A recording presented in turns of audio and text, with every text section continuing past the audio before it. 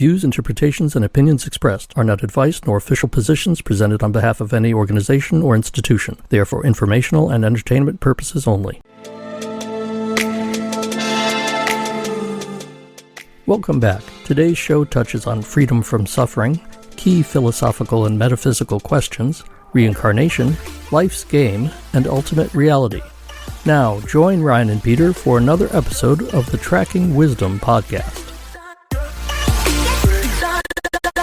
Someone postulated that the structures in the brain that pertain to, oh boy, this is really embarrassing now that I can't remember my neuroscience, but essentially they're tree-shaped structures.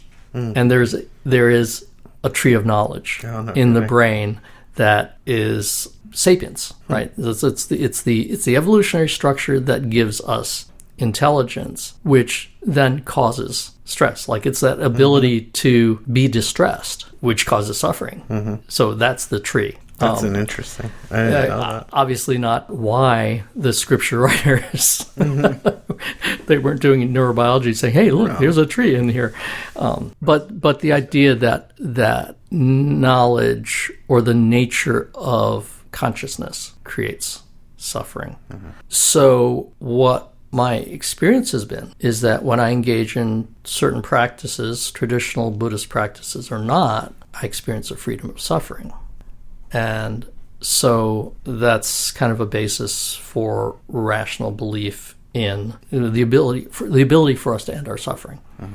Now, there are a lot of false paths, and this is the key because obviously, everybody's experienced a respite from suffering. Like I went out drinking and had a good time and I wasn't suffering at all.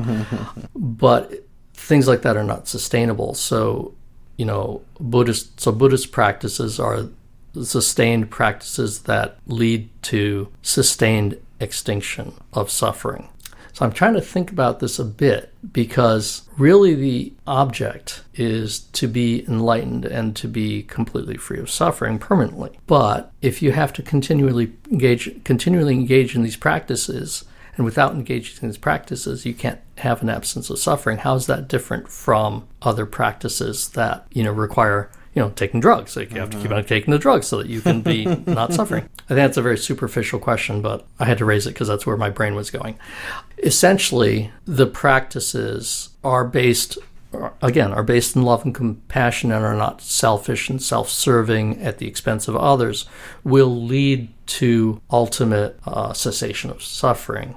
What's the purpose of suffering? Why do we suffer in your understanding of There's no Buddhism? Purpose. It's a consequence. It's a consequence of being incarnated. Why are we incarnated? What's the purpose of the incarnation? Okay. Again, these are the metaphysical questions, right? Which Buddha didn't want to talk about. Right. Yeah. So those are questions that don't bother me, and I'm not sure whether it's because I read that Buddha said don't bother, or whether they just don't bother me. But really, I don't know if that makes me less of a deep thinker. I don't think it qualifies the level of your thinking, but I do think that it is expressive of where you are on your journey and what's important to you in this lifetime. Like what the question of suffering was, and it's not to say I've never suffered, because I certainly have, but I think that it was not really something that bothered me. I think the question of suffering that intrigued me more was the ultimate, if there's God and God is all loving, why is there suffering? Right. That's a hard one to answer, and I think I understand it now, but it was only recently that I started to get some context around that. And then more so, my questions are what's the purpose of this? If we naturally exist in another plane of existence and we are already of divine nature and we have the ability to be all-knowing in absolute bliss, why are we here?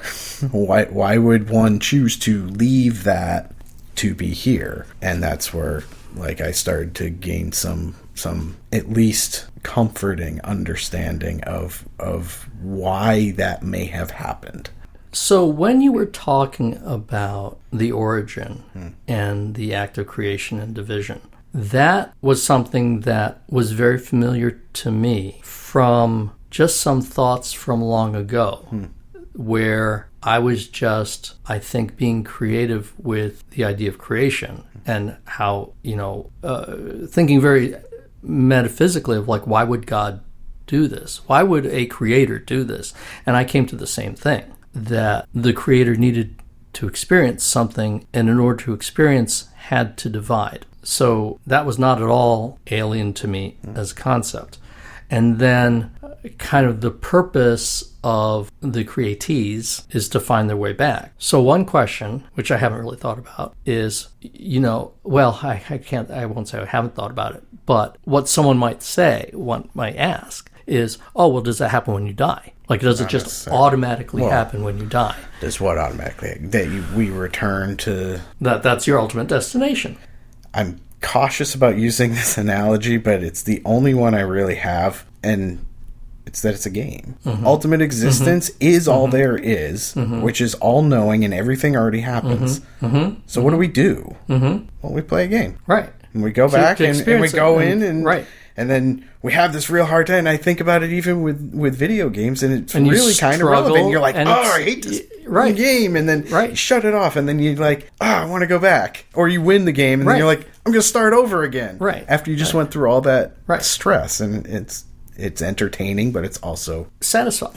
So you get through the experience, whatever the experience is, you get through it, and you go, oh, well, that was interesting. Yeah. That was, either I got killed in a really interesting way and it ended really badly, but it was interesting. Yeah. It was interesting getting there, or I won and, it was interesting and satisfying. I agree with that. So one thing, just in terms of a concise belief, I believe in heaven on earth. I believe in what God's kingdom come, I think. And this goes back to, the idea of salvation, that salvation isn't in an eternal afterlife. It's in learning sufficiently to take care of yourself and others, that you're no longer suffering, and that it can be done. And that there are many teachers that have done and are doing this. And that, it's not to say that they then become immortal, because I think that's a big question. Like, oh, but then they died of cancer. So were they really enlightened? Because they died of cancer. They shouldn't have had cancer if they were enlightened. It's like, no, they won the game. Right. Because, they had cancer, but they didn't suffer having cancer. Like, they were able to get through it graciously and die well.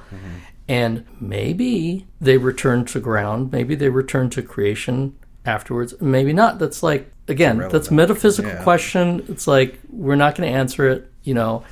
I do believe that, and that's something that I've come across many times, which is with different teachers of both Buddhist and Christian backgrounds, saying that, heaven isn't something you wait for. Heaven is something that it's how you live. That's heaven. And there's traditional Zen teaching that says a samurai lord asked a monk master, a Zen master, to teach him like the essence of reality. And the monk says, I couldn't teach such a stinking, unkempt, uncouth, dog like you to understand any of this.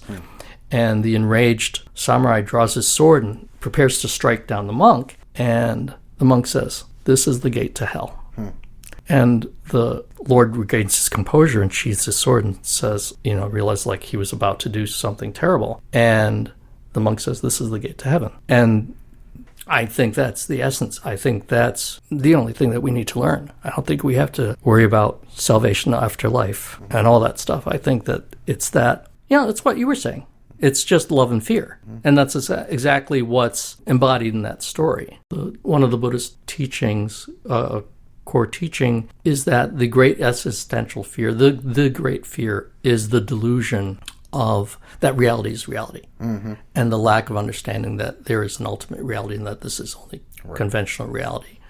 And so in that sense, your dichotomy of love and fear, I find alignment with that as well. Thank you for listening to the Tracking Wisdom podcast. Join us next time as we continue the discussion.